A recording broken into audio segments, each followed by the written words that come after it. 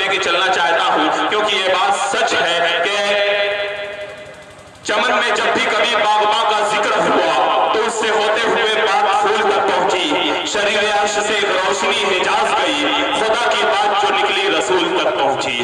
دوستو آئیے، اب یہ بات سچ ہے کہ خدائے وحدہ لا شریک لہ کے بعد اگر کوئی شخصیت قابل تعریف لائق نعت و مدح ہو، جامع صفات و کمالات ہے، تو صرف اور صرف تاجدار مدینہ کی محبوب ذات گرامی ہے۔ تو آئیے اس عظیم ذات کی بارگاہ میں نذران عقیدت کی شروعات کے لیے میں آپ ہی کے دیار کے نوجوان شاعر، کم عمر کے شاعر سے گزارش کرنا چاہتا ہوں، جن کا نام پوچھا جائے تو ہم سب بڑے پیار سے کہتے ہیں ہاشم نور ہے۔ پہلی مرتبہ میں ان کو دیکھ بھی رہا ہوں اور پہلی مرتبہ میں انشاءاللہ ان کو سنوں گا بھی، اور آپ حضرات سے گزارش کرتا ہوں کہ آپ انہیں داد و تحسین سے نوازیے، آپ انہیں حوصلہ دیجئے۔ آپ نوجوانوں کو حوصلہ دیتے ہیں تو پورے ہندوستان میں اس کا پروان چڑھتا ہے۔ آئیے ہاشم نور مائک پر اپنے بے باک اظہار کے ساتھ۔ ڈائز پر بیٹھے علماء اکرام اور معزز سامعین السلام علیکم، اور شہرا حضرات السلام علیکم۔ میں اپنے سفر کا آغاز 4 مصرے سے کرتا ہوں، ملاحظہ جی ارشاد۔ کہ دربان مصطفیٰ کے جو دربان ہو گئے،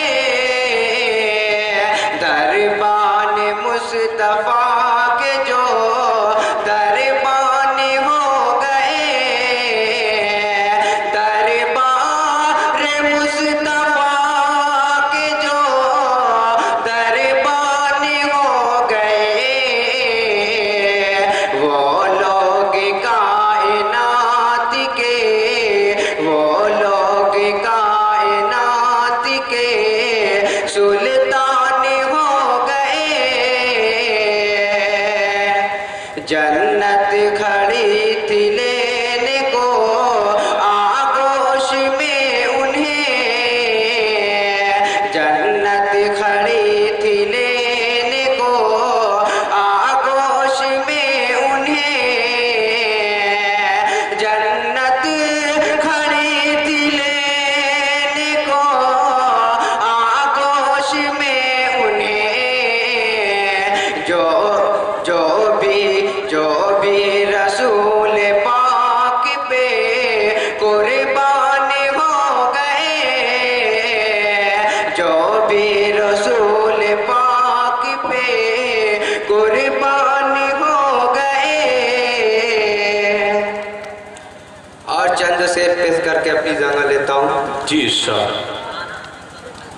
فلک کے نظاروں، زمین کی بہاروں، سبھی دے مناؤ، حضور آ گئے ہیں۔ فلک کے نظاروں، زمین کی بہاروں، سبھی دے مناؤ، حضور آ گئے ہیں۔ فلک کے نظاروں،